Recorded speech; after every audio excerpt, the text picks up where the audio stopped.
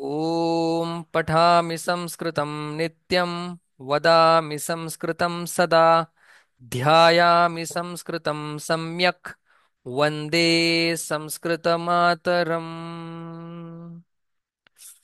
व्याकरणातील अतिशय महत्वाचा भाग आतापर्यंत आपण शिकलेलो आहोत, पुढे शिकणार आहोत. कारक म्हणजे काय आपण ते पाठीमागच्या क्लासमध्ये पाहिलं होतं. ते किती आहेत हे सुद्धा पाहिलं होतं. Quick recap. आवर्तनम रिकॅप, आवर्तन, क्विक आवृत्ती. ठीक आहे. कारक कशाला म्हणतात? क्रिया पूर्ण होण्यासाठी लागणाऱ्या घटकांना कारक म्हणतात. मग कारकाची पहिली व्याख्या. दुसरी व्याख्या, ज्या शब्दांचा क्रियापदाशी संबंध आहे त्या शब्दांना कारक असं म्हणतात. लिहिलं नाही असं म्हणायचं नाही, लिहून घ्यायचं वेळच्या वेळ. ठीक आहे. फाईल तुम्हाला पाठवली जाते, मग तर लिहिलं गेलं असलं पाहिजे. रा षष्ठी विभक्ती कारक का नाही? कारण की त्याचा क्रियापदाशी संबंध नाही, म्हणून ते कारक नाही. षष्ठी विभक्ती कारक का नाही? त्याचा क्रियापदाशी संबंध नाही म्हणून. ठीक आहे. मग कारक किती आहेत? 6. सहा. कुठले?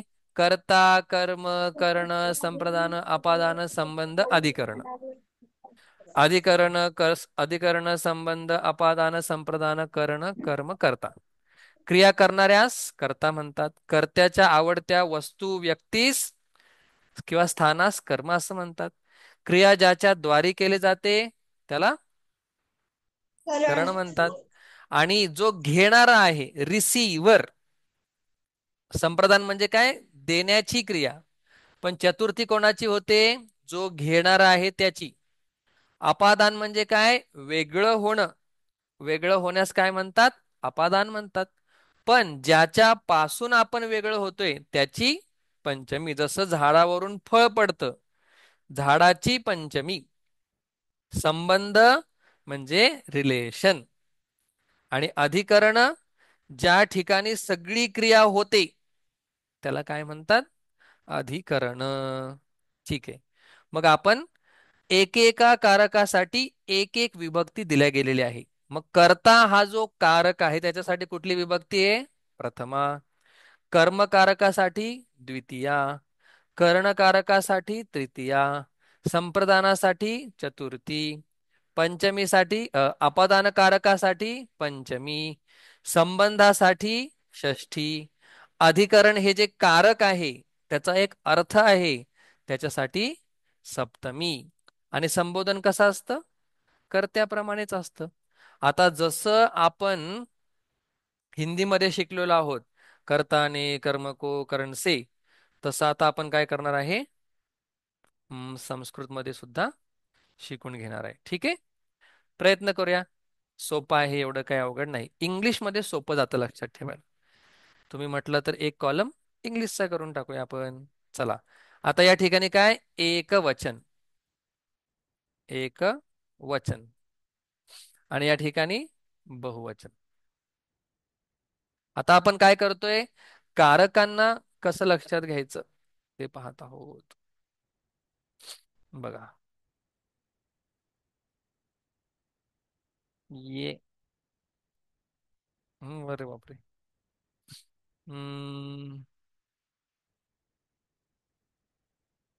सॉरी. त्याच्यापेक्षा टाईप केलेलं बरं पडेल मला. हा, चला. माझ्यासोबत सगळ्यांनी लिहायचे.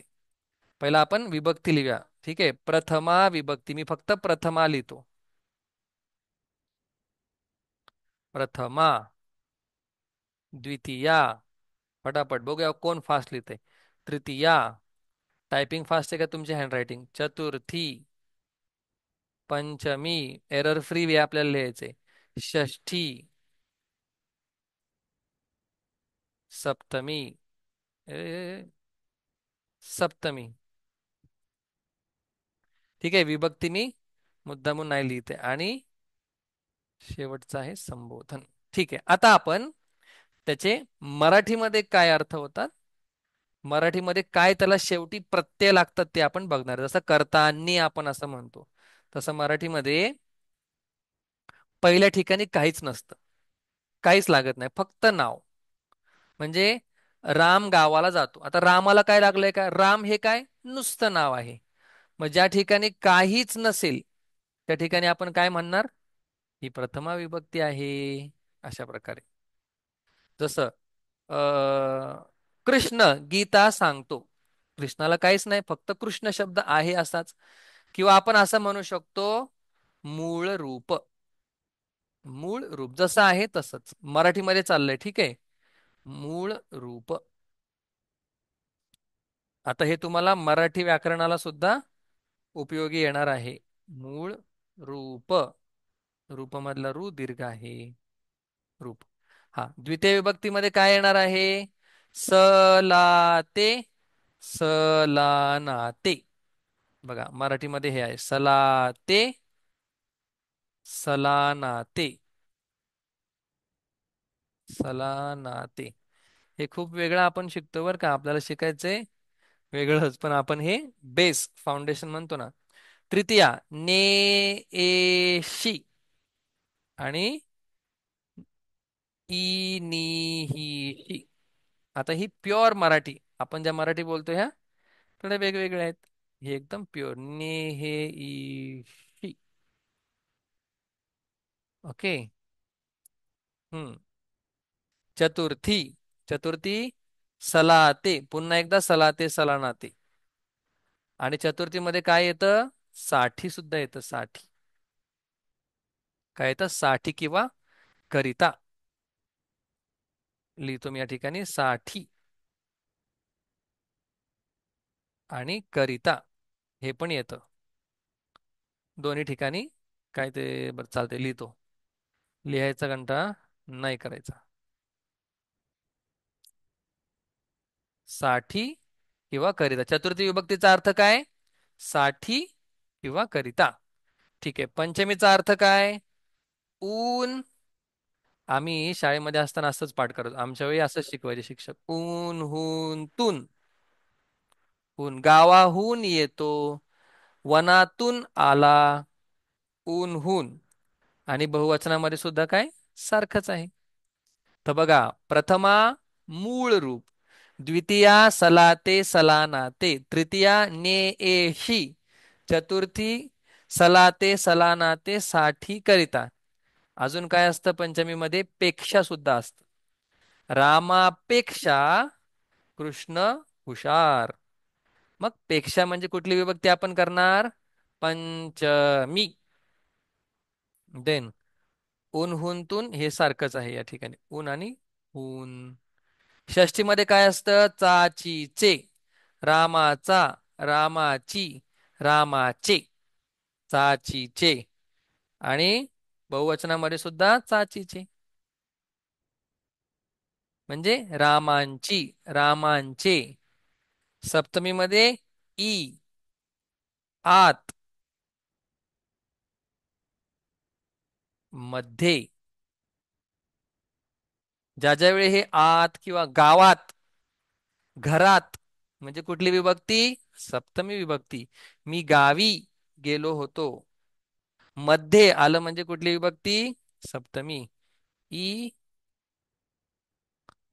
आत, मध्ये. अशा प्रकारे आता आपण एक शब्द बघणार आहोत.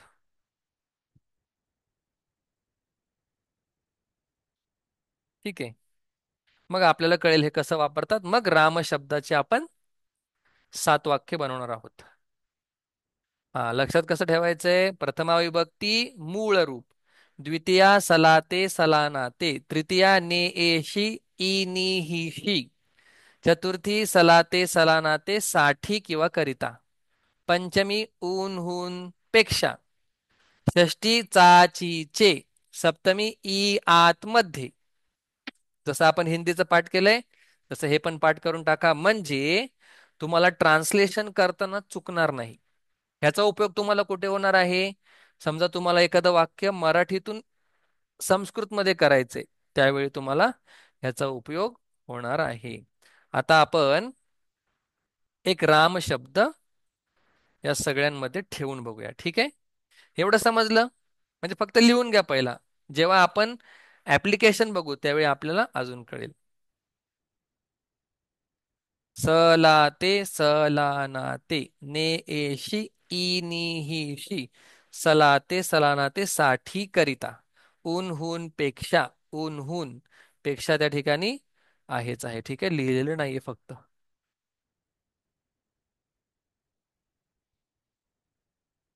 हम्म. बघा आता आपण शब्द घेणार आहे राम.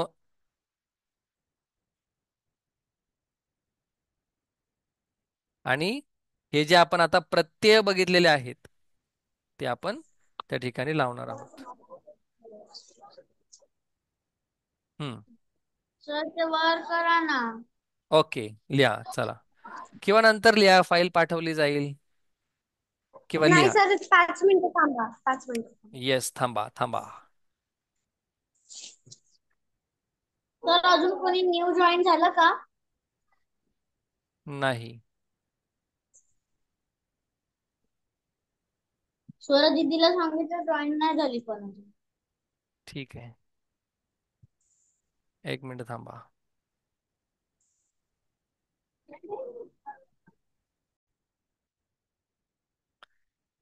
तर आपण मराठीमध्ये प्रत्यय पाहिलेले आहेत. आता आपण त्यांना शब्दांमध्ये लावून बघणार आहे. ठीक आहे, आपला शब्द आहे राम. ठीक आहे, राम हा शब्द आहे. हम्म. बघा, तर आता मूळ रूप म्हणजे काय? रामच राहणार आहे. या ठिकाणी पण राम. राम. आता मी एक एकच लिहितोय, सगळं नाही लिहित. काय होणार, आपण द्वितीयामध्ये रामास काय लिहू नका. किंवा रामाला, लक्ष द्या, पूर्ण लक्ष द्या, रामाला. सीता रामाला पाहते, है ना, असं बोलतो. ला आलं म्हणजे कुठली विभक्ती आली पाहिजे? द्वितीय. आणि बहुवचनामध्ये काय येणार? फक्त एक टिंब येणार, रामांस. प्रत्युषा काय करते स्क्रीनवरती ते? हा, नो मस्ती. चला. हम्म. देव रामाने. त्या सगळ्या दीदी पण आली आणि ते चुकून झालं. मी ते याच्यावरती दाबला गेलं आणि ते फाईन डॅश फाईन, बी झालं. क्वाईट. रामाने रामाशी. मी काय करतोय, हे जे ई नी ही हे जे आहेत ना, ह्यांनाच फक्त मी राम शब्दासोबत जोडतोय. रामांशी किंवा रामांनी. ठीक आहे. आता चतुर्थी बघा, रामासाठी आणि रामाकरिता. कारण की चतुर्थी म्हणजे काय? साठी आणि करिता. रामासाठी. आणि इथं काय येणार प्लुरल मध्ये? रामांसाठी. ठीक आहे, ऊनहून, रामाहून. रामाहून. इथे पण काय येणार? पेक्षा आपण लिहूया. दोन्हीकडे सारखंच आहे, फक्त एक आहे एक वचनात, एक आहे बहुवचनात. आता चाचीचे, मग रामाला आपण जर चा प्रत्यय लावला काय होईल? रामाचा किंवा रामाची. ठीक आहे, तसंच इकडे रामांचा. काहीच करत नाही मी, जे आपण जे वरती प्रत्यय लिहिले होते हे, ह्याला फक्त मी काय करतोय? राम शब्द त्याला ऍड करतोय. ठीक आहे, काहीच केलेलं नाही. राम, तर रामांचा. आणि इकडे रामात. आता मी काय केलं, रामामध्ये फक्त आत ऍड केले. आणि इथं मी काय करतो? रामामध्ये मध्ये ऍड करतो, रामामध्ये. अशा प्रकारे हा राम शब्द आता तयार झालेला आहे. आता बघा,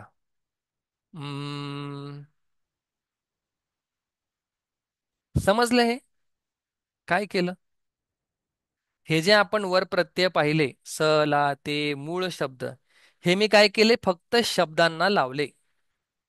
बघा, स आहे, ला आहे. मग कुठले प्रत्यय द्वितीयाला? स, ला, ते आहे. ने आणि शी. आपण बोलतो ना, मी रामाशी बोलतो. मग शी आला म्हणजे कुठली विभक्ती यायला पाहिजे? तृतीया. कधी कधी साठी आलं, रामासाठी, कृष्णासाठी, तर कुठली विभक्ती यायला पाहिजे?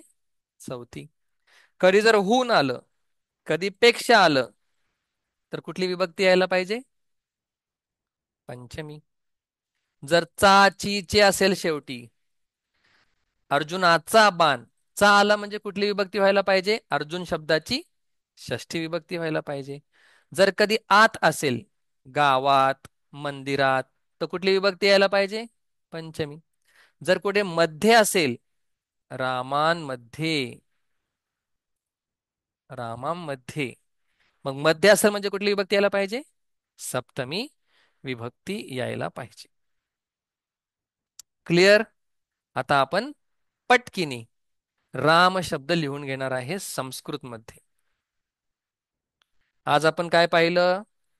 कारक शब्दांचे अर्थ, जसे आपण हिंदीमध्ये कर्ता, ने, कर्म को असं म्हणतो, त्याच्यावरून आपल्याला वाक्यरचना कळते, कुठली विभक्ती करायची हे कळतं. तसं आपण आज मराठीमध्ये पाहिलं. जे आपण प्रत्यय पाहिले त्यांचंच आपण काय केलं? ऍप्लिकेशन सुद्धा खाली पाहिलेलं आहे. आता आपण 4 मिनिटं 11 सेकंदामध्ये राम शब्द लिहिणार आहोत. होय. संस्कृत मध्ये. ठीक आहे, चला माझ्यासोबत पटापट लिहा.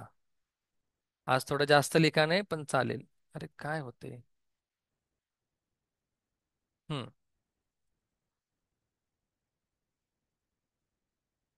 चला आता मी, तुम्हाला बऱ्याच जणांना माहिती आहेत, ज्यांना नाही माहिती त्यांनी पण लक्ष द्या, ज्यांना माहिती त्यांनी. आता फक्त आपण एक वचन आज आपण लिहिणार आहोत, शिकणार आहोत पूर्णच, पण वाक्य बनवायला शिकणार आहोत एक वचनाची.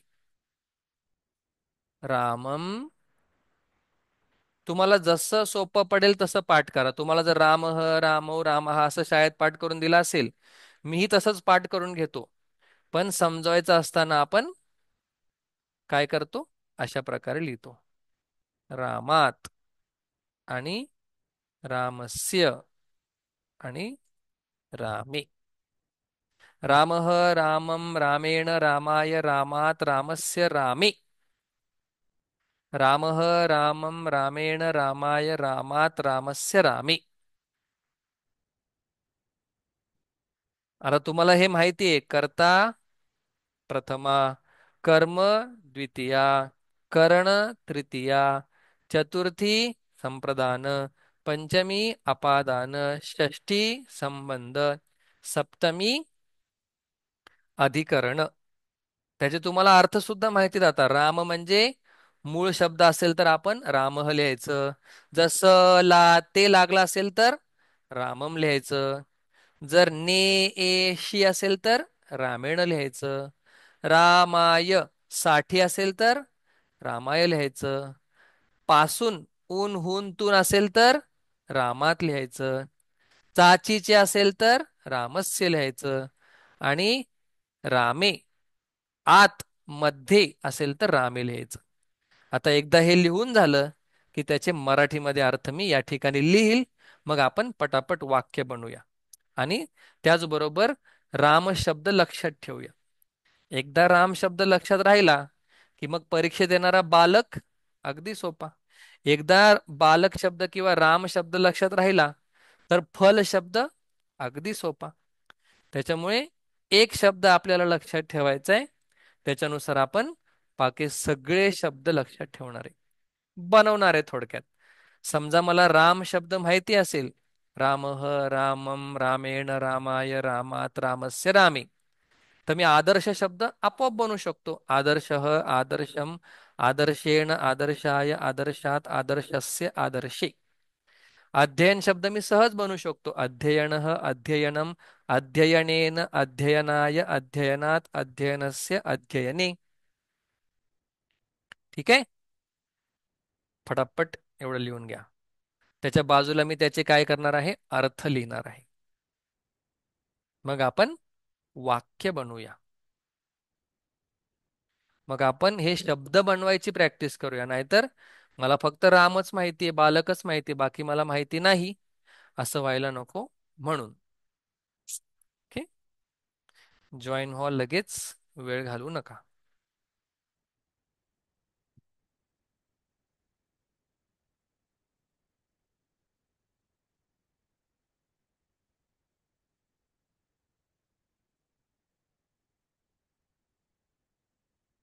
प्रत्युष झालं का लिहून?